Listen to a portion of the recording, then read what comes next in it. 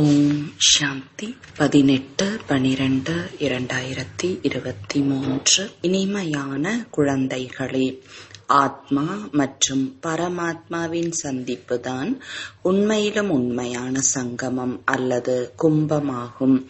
இந்த சந்திப்பின் மூலம்தான் நீங்கள் தூய்மையாக ஆகின்றீர்கள். நினைவு சின்னத்தில் பிறகு அந்த மேளாவை கொண்டாடுகிறார்கள்.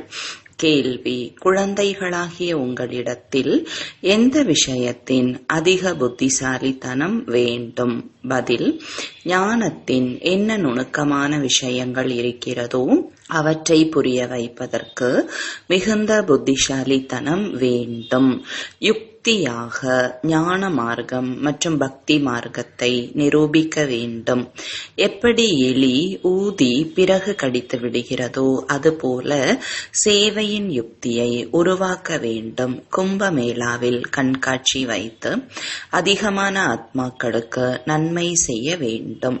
தூய்மையற்ற நிலையிலிருந்து தூய்மையாவதற்கான யுக்தியை சொல்ல வேண்டும். பாடல்: இந்த பாவம் நிறைந்த உலகத்திலிருந்து ஓம் சாந்தி. பாபா குழந்தைகளுக்கு புரிய வைக்கிறார். பாவம் நிறைந்த உலகத்தை கலியுகம், தூய்மையற்ற உலகம், கீழான உலகம் என்று சொல்லப்படுகிறது. மேலும் புண்ணிய உலகத்தை சத்யுக, தூய்மையான உயர்ந்த உலகம் என்று சொல்லப்படுகிறது. பரம ஆத்மாதான் புண்ணிய ஆத்மா, தூய்மையான ஆத்மா அல்லது புண்ணியமான உலகத்தை உருவாக்குகின்றார். தூய்மையற்றவர்களை தூய்மையாக்கும் தந்தையை மனிதர்கள் அழைக்கிறார்கள். ஏனென்றால் அவர்கள் தூய்மையாக இல்லை. ஒருவேளை தூய்மையற்றவர்களை தூய்மையாக ஆக்குவது கங்கை அல்லது திரிவேணி என்றால் பிறகு ஏன் ஹே தூய்மையற்றவர்களை தூய்மையாக ஆக்கக்கூடியவரே வாருங்கள் என்று அழைக்கிறார்கள்? கங்கையோ அல்லது திரிவேணியோ இருக்கவே இருக்கிறது. அவை இருந்தும் அழைத்து கொண்டு இருக்கிறார்கள். இருந்தாலும் புத்தி பரமாத்மாவின் பக்கம் செல்கிறது. பரமபிதா பரமாத்மா யார் ஞானக்கடலாக இருக்கிறாரோ அவர் வர வேண்டும். வெறும் ஆத்மா கிடையாது, ஆனால் தூய்மையான ஜீவ ஆத்மா என்று சொல்லப்படும். இப்போது தூய்மையான ஜீவ ஆத்மாக்கள் யாரும் இல்லை. தூய்மையற்றவர்களை தூய்மையாக ஆக்கும் தந்தை வருவதே எப்போது சத்யுக தூய்மையான உலகம் உருவாக வேண்டுமோ மற்றும் கலியுக உலகத்தை விநாசம் செய்ய வேண்டுமோ அப்பொழுதுதான். கண்டிப்பாக சங்கம யுகத்தில் தான் வருவார். சங்கமத்தை கும்பம் என்றும் கூறுகிறார்கள். திரிவேணி சங்கமத்தின் பெயரை கும்பம் என்று வைத்துவிட்டார்கள். 3 நதிகளும் ஒன்றாக கலக்கிறது என்று கூறுகிறார்கள். உண்மையில் 2 நதிகள் தான் இருக்கின்றன. 3வது நதி மறைமுகமாக இருக்கிறது என்று சொல்லிவிடுகிறார்கள். இந்த கும்பமேளாவின் மூலம் தூய்மையற்ற நிலையிலிருந்து தூய்மையாக ஆவார்களா என்ன? தூய்மையற்றவர்களை தூய்மையாக ஆக்கக்கூடியவர் கண்டிப்பாக வர வேண்டும். அவர்தான் ஞானக்கடல் ஆவார். தூய்மையற்ற உலகத்தை தூய்மையாக ஆக்குவது, கலியுகத்தை சத்யுகமாக ஆக்குவது என்பது பரமபிதா பரமாத்மாவின் வேலையே ஆகும். மனிதர்களுடைய காரியம் இல்லை. இவை அனைத்தும் குருட்டு நம்பிக்கைகள் ஆகும். இப்போது கண்ணில்லாதவர்களுக்கு ஊன்றுகோல் வேண்டும். இப்போது நீங்கள் வரிசை கிரமமான முயற்சியின் அடிப்படையில் ஊன்றுகோலாக ஆகியுள்ளீர்கள். விதவிதமான ஊன்றுகோல்கள் இருக்கின்றன. சில ஊன்றுகோல்கள் 100 ரூபாயாக இருக்கிறது மற்றும் சில 2 ரூபாய்க்கும் கிடைக்கிறது. இங்கேயும் கூட அனைவரும் வரிசைப்படியாக இருக்கிறார்கள். சிலர் சேவாதாரிகளாக இருக்கிறார்கள். நோயுறும் போதுதான் மருத்துவரை அழைக்க வேண்டி இருக்கிறது. இப்போது உலகமே தூய்மையற்றது. நீங்கள் தூய்மையாக ஆகிக் கொண்டு இருக்கிறீர்கள். ஆத்மாவும் பரமாத்மாவும் நீண்ட காலம் பிரிந்திருந்தன என்று சொல்லப்படுகிறது. பிறகு பரமபிதா பரமாத்மா அநேக ஆத்மாக்களுக்கு இடையே வரும்பொழுது அதை சங்கமம் என்று சொல்லப்படுகிறது. மனிதர்கள் கும்பமேளாவில் அதிகமாக தானம் செய்கிறார்கள். அந்த வருமானம் சாது சந்நியாசிகளுக்கும் அரசாங்கத்திற்கும் கிடைக்கும். இங்கே நீங்கள் உடல், மனம், பொருள் உட்பட அனைத்தையும் பதீத பாவனர் பாபாவிற்கு தானம் செய்ய வேண்டி இருக்கிறது. பிறகு அவர் உங்களை எதிர்காலத்தில் சொர்க்கத்திற்கு எஜமானர்களாக மாற்றுகின்றார். அவர்கள் திரிவேணியின் பெயரால் சாது சந்நியாசிகளுக்கு தானம் அளிக்கிறார்கள். உண்மையில் நதிகள் அனைத்தும் கடலில் சேரும் இடத்தை தான் சங்கமம் என்று சொல்ல வேண்டும். அங்கே கடல் இல்லை, நதிகள் ஒன்றோடு ஒன்று சேர்கின்றன. நதிகள் மற்றும் கடலின் சந்திப்பை தான் உண்மையிலும் உண்மையான சந்திப்பு என்று சொல்லப்படுகிறது. ஆனால் இதுவும் நாடகத்தில் பதிவாகி இருக்கிறது. இதில் அரசாங்கத்திற்கும் ரயில், பேருந்து, இடம் போன்றவைகளின் மூலம் அதிகமான வருமானம் கிடைக்கிறது. எனவே இது வருமானத்தின் மேலா கூடுகிறது. இந்த விஷயங்களை குழந்தைகளாகிய நீங்கள் தீர்மானிக்கலாம். ஏனென்றால் நீங்கள் ஈஸ்வரிய வழிப்படி நடக்கின்றீர்கள். எனவே கும்பமேளாவின் பொருளை கொண்டு வர வேண்டும். பாபா கட்டுரை கொடுக்கிறார். யார் சேவாதாரி குழந்தைகள் இருக்கிறார்களோ அவர்கள் எடுத்துக்கொள்ள வேண்டும். அனைத்திலும் நம்பர் 1 சேவாதாரி மம்மா. பிறகு இரண்டாவது சஞ்சய் ஆவார். இதனை மக்களுக்கு விநியோகிப்பதற்கு நோட்டீஸ் உருவாக்க வேண்டும். இந்த திரிவேணி தூய்மையற்றவர்களை தூய்மை ஆக்குவது கிடையாது. தூய்மையற்றவர்களை தூய்மையாக ஆக்கக்கூடியவர் அனைவருக்கும் சத்கதியை வழங்கும் வள்ளல் ஒரு சிவபாபா ஆவார். திரிவேணியை சத்கதியை வழங்கும் வள்ளல் என்று சொல்ல முடியாது. இந்த நதிகள் இருக்கவே இருக்கின்றன, வருவதற்கான விஷயம் கிடையாது. பதீத பாவனரே வாருங்கள், வந்து தூய்மையாக்குங்கள் என்று பாடுகிறார்கள். எனும்போது துண்டு பிரசுரங்களில் போட வேண்டும். சகோதர சகோதரிகளே, தூய்மையற்றவர்களை தூய்மையாக ஆக்கக்கூடியவர் ஞானக்கடல் பரம்பிதா பரமாத்மாவா அல்லது இந்த நதிகளா? இவை எப்போதும் இருக்கின்றன. பரமாத்மாவை வருவதற்கு அழைக்கப்படுகிறது. உண்மையில் தூய்மையற்றவர்களை தூய்மையாக ஆக்கக்கூடியவர் ஒரு பரமாத்மா ஆவார். ஆத்மாக்கள் மற்றும் பரமாத்மா நீண்ட காலம் பிரிந்திருந்தன. அதே சத்குருதான் வந்து அனைவருக்கும் சத்கதி அளித்து திரும்பி அழைத்து செல்கிறார். ஞான குளியல் உண்மையில் பரமபிதா பரமாத்மாவிடம் செய்ய வேண்டும். பரமபிதா பரமாத்மா தூய்மையான உலகத்தை உருவாக்குகிறார். நீங்கள் அதை தெரிந்திருக்கவில்லை. பாரதம் உயர்ந்ததாக இருந்தபோது அதில் ஆத்ம அபிமான தேவதைகள் இருந்தார்கள். அதனை சிவாலயம் என்று சொல்லப்படுகிறது. இப்போது குழந்தைகள் கும்பமேளாவிற்கு சென்று புரிய வைப்பதற்காக கண்காட்சி வைக்க வேண்டும். தூய்மையற்றவர்களை தூய்மையாக்கக்கூடியவர் ஒரு பாபா. அவர் கூறுகிறார், நான் தூய்மையற்றவர்களை எப்போது தூய்மையாக ஆக்க வேண்டுமோ அப்போதுதான் வருகின்றேன் என்று புரிய வைக்க வேண்டும். எனவே சத்தியம் செய்ய வேண்டும். ரக்ஷா பந்தன் பகவானோடு சம்பந்தத்தை ஏற்படுத்துகிறது. சாது சந்நியாசிகளிடம் இல்லை, பரமபிதா பரமாத்மாவிடம் சத்தியம் செய்யப்படுகிறது. திரிவேணியிடம் இல்லை. ஹே பாபா, நாங்கள் தங்களுடைய ஸ்ரீமத்தின் மூலம் தூய்மையாக ஆவதற்கான சத்தியம் செய்கிறோம். பாபாவும் கூறுகிறார், நான் உங்களை தூய்மையான உலகத்திற்கு எஜமானர்களாக மாற்றுவேன் என்று ஜாடை மாடையாக கூறுகிறார். இதில் சேவை செய்யக்கூடியவர்கள் மிகவும் கூர்மையானவர்களாக இருக்க வேண்டும். சித்திரங்கள் கூட உருவாக்க வேண்டும். இதற்காக மிகவும் நல்ல மண்டபத்தை எடுக்க வேண்டும். உங்களுக்கு அதிகமான எதிரிகள் உருவாவார்கள். சில நேரங்களில் தீ வைக்க கூட தயங்க மாட்டார்கள். யாரும் சண்டை செய்ய வேண்டும் என்றால் திட்ட ஆரம்பித்து விடுவார்கள். நீங்கள் அகங்காரமற்றவர்களாகி அமைதியில் இருக்க வேண்டும். பிரம்மா குமாரிகள் புகழ் பெற்று விட்டார்கள். நோட்டீஸுகளை கண்டிப்பாக விநியோகிக்க வேண்டும். குறிப்பாக கும்பமேளாவிற்கு மகத்துவம் வைக்கிறார்கள். உண்மையில் மகத்துவம் இப்போதைக்கானதாகும். இது கூட நாடகத்தின் விளையாட்டு. அங்கிருந்து கூட சிலருக்கு நன்மை நடக்கலாம். ஆனால் உழைப்பு தேவைப்படுகிறது. முட்களை மலராக ஆக்குவதற்கு உழைப்பு தேவைப்படுகிறது. கும்பமேளாவில் கண்காட்சி வைப்பதற்கும் தைரியம் வேண்டும்.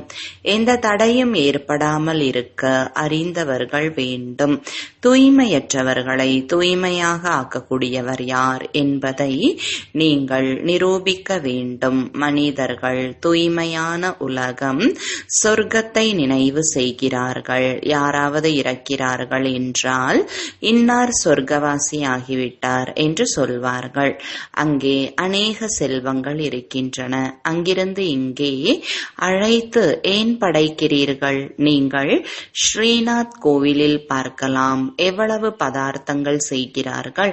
ஸ்ரீநாத் புரி மற்றும் ஜெகநாத் புரி உண்மையில் ஒரே விஷயம்தான். ஆனால் அங்கே ஸ்ரீநாத்தில் பார்த்தால் அநேக பொருட்களை உருவாக்குகிறார்கள் மற்றும் ஜெகநாதபுரியில் வெறும் சாதத்தை சமைக்கிறார்கள். நெய் போன்ற எதையும் போடுவது இல்லை. இந்த வித்தியாசம் சொல்கிறது. வெள்ளையாக இருந்தால் அப்படிப்பட்ட பதார்த்தங்கள் மற்றும் கருப்பாக இருந்தால் வெறும் சாதம். ரகசியம் மிகவும் நன்றாக இருக்கிறது. இதை பாபா புரிய வைக்கிறார். ஸ்ரீநாத்தில் இவ்வளவு பிரசாதம் படைக்கிறார்கள் என்றால் பிறகு பூஜாரிகள் கடைகளுக்கும் அனுப்புகிறார்கள். அவர்களின் வருமானத்திற்கு ஆதாரமும் அதில் இருக்கிறது. இலவசமாக கிடைக்கிறது.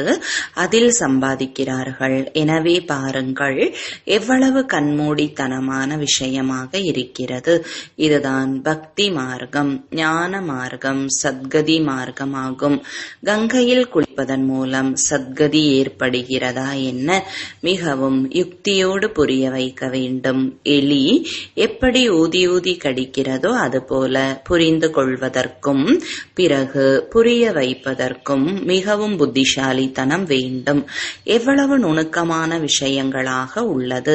ஹே பரமபிதா பரமாத்மா, உங்களுடைய நிலையையும் வழியையும் நீங்களே அறிவீர்கள் என்று மனிதர்கள் கூறுகிறார்கள். இதன் பொருளை புரிந்து கொள்வதே இல்லை. உங்களுடைய ஸ்ரீமத்தின் மூலம் கிடைக்கக்கூடிய சத்கதியை நீங்கள்தான் செய்ய முடியும். வேறு யாரும் செய்ய முடியாது. அனைவருக்கும் சத்கதி வழங்கக்கூடிய வள்ளல் ஒருவரே. அனைவருக்கும் என்ற வார்த்தையை கண்டிப்பாக போட வேண்டும். மிகவும் சகஜமாக புரிய வைக்கப்படுகிறது. ஆனால் புரிந்து கொள்ளக்கூடியவர்கள் மிக குறைவானவர்களே இருக்கிறார்கள். பிரஜைகள் அதிகமாக உருவாகி கொண்டே இருக்கிறார்கள். மனிதர்கள் இறைவனின் பெயரால் அதிகமான தானம் புண்ணியங்கள் செய்கிறார்கள் என்றால் ஒரு பிறவிக்கு பலன் கிடைத்து விடுகிறது. இங்கே 21 பிறவிகளுக்கு கிடைக்கிறது. ஈஸ்வரனுக்காக தானம் செய்வதன் மூலம் சக்தி கிடைக்கிறது. இவர்கள் ஈஸ்வரனை தெரிந்து கொள்ளவே இல்லை என்றால் சக்தியே இல்லை. இந்துக்களின் குருமார்கள் அநேகர் இருக்கிறார்கள். கிறிஸ்தவர்களுக்கு பார்த்தீர்கள் என்றால் ஒருவர்தான். ஒருவருக்கு எவ்வளவு மதிப்பு இருக்கிறது? தர்மம் தான் சக்தி என்று சொல்லப்படுகிறது. இப்போது நீங்கள் தர்மத்தை புரிந்து கொண்டீர்கள் எனும்போது எவ்வளவு சக்தி கிடைக்கிறது? பாபா கூறுகிறார், குழந்தைகளே, அனைவருக்கும் இந்த வசீகர மந்திரத்தை கொடுங்கள். பாபா குழந்தைகளுக்கு கூறுகிறார், நீங்கள் எங்கிருந்து வந்தீர்களோ அதை நினைவு செய்தீர்கள் என்றால் கடைசி நேரத்தில் புத்தியில் என்ன இருக்கிறதோ அப்படிப்பட்ட நிலை ஆகிவிடும். பாபாவை நினைவு செய்வதன் மூலம்தான் தூய்மையாக முடியும். பாவங்கள் அழியும். பாபா மற்றும் ஆஸ்தியை நினைவு செய்ய வேண்டும். அதன் மூலம் முழு சக்கரமும் புத்தியில் வந்து விடுகிறது. குடும்ப காரியங்களில் இருந்து கொண்டே தேகத்தின் அனைத்து சம்பந்தங்களிலிருந்தும் புத்தியை விலக்கி பாபாவோடு இணைப்பதற்கு முயற்சி செய்ய வேண்டும். பிறகு அது கடைசி சமயத்தில் கூட அதே நினைவு வரும். வேறு யாருடைய நினைவு வந்தாலும் தண்டனை அனுபவிக்க வேண்டி வரும். மேலும் பதவியும் குறைந்து விடும். எனவே உண்மையில் கும்பம் என்று கல்பத்தின் சங்கமத்தை தான் சொல்லப்படுகிறது. ஆத்மாக்கள் மற்றும் பரமாத்மா சந்திக்கும் போது ஆகும். பரமாத்மா வந்துதான் ராஜயோகத்தை கற்றுக் கொடுக்கிறார். அவர் மறுபிறவி இல்லாதவர். ஆனால் குழந்தைகள் கூட புரிந்து கொள்வது இல்லை.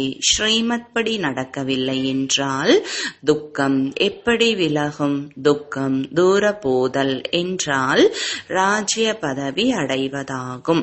ஸ்ரீமத்தின் மூலம்தான் ராஜ்யம் கிடைக்கிறது. ஸ்ரீமத் படி நடப்பது இல்லை என்றால் கடைசியில் ஆதரவு அற்றவர்களாக ஆகிவிடுகிறார்கள்.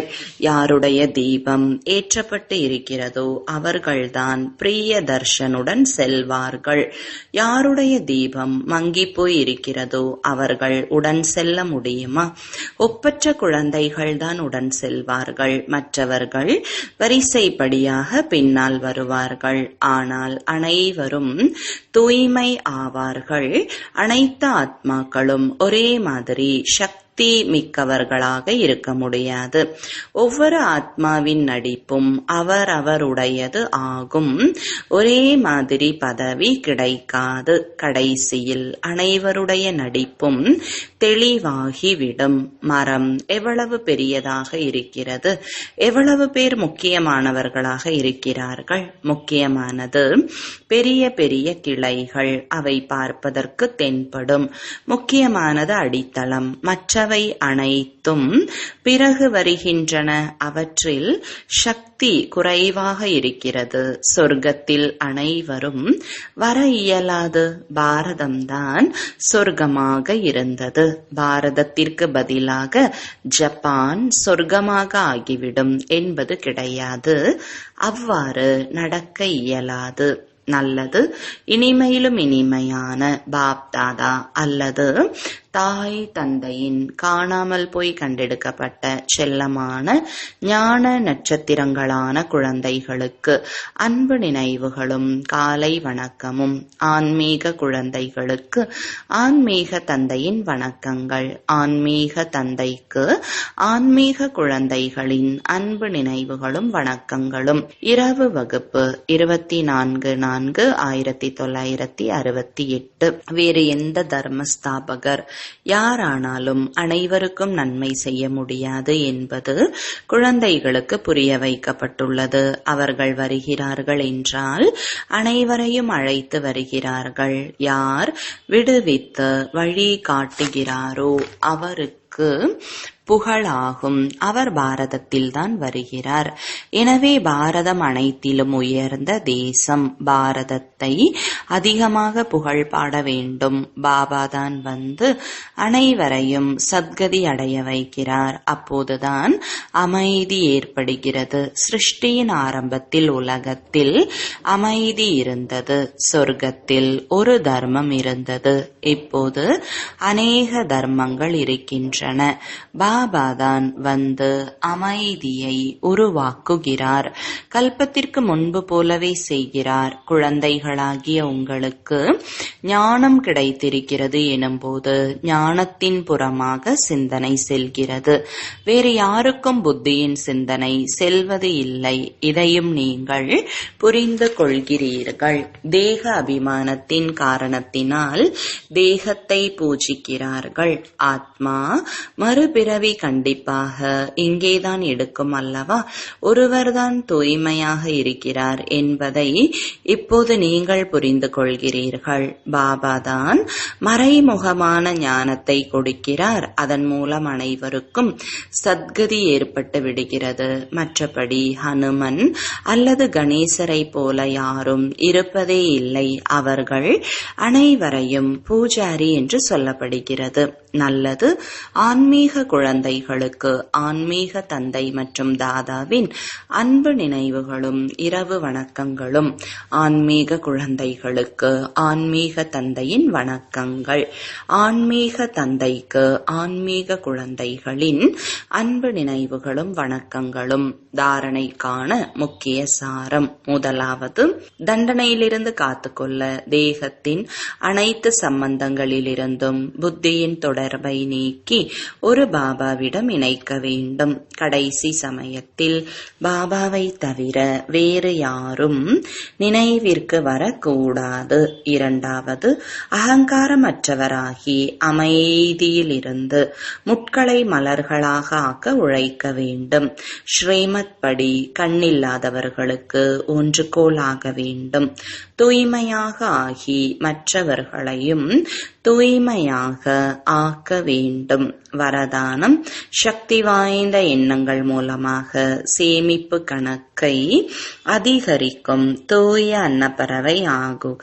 விளக்கம். கற்களையும் ரத்தினங்களையும் கண்டறியும் நீங்கள் தூய அன்னப்பறவை ஆவீர்கள். அன்னம் ஒரு பொழுதும் கற்களை கண்டெடுப்பது இல்லை, தனியே பிரித்துவிடும், தன்னிடம் வைத்துக் கொள்ளாது. அவ்வாறே தூய அன்னமான நீங்களும் வீணான எண்ணங்களை விடுத்து நல்ல எண்ணங்களை நினையுங்கள். வீணானவற்றை பல காலம் கேட்டு பேசி அதன் விளைவாக அனைத்தையும் இழந்தீர்கள். இனியும் இழப்பவர்கள் அல்ல, நீங்கள் சேமிப்பை அதிகப்படுத்துபவர் ஆகுங்கள். ஸ்லோகன். தன்னை ஈஸ்வரிய விதிமுறைகள் எனும் கயிற்றால் கட்டி வைத்து கொண்டால் அனைத்து பந்தனங்களும் அவிழ்ந்தே போகும். ஓம் சாந்தி.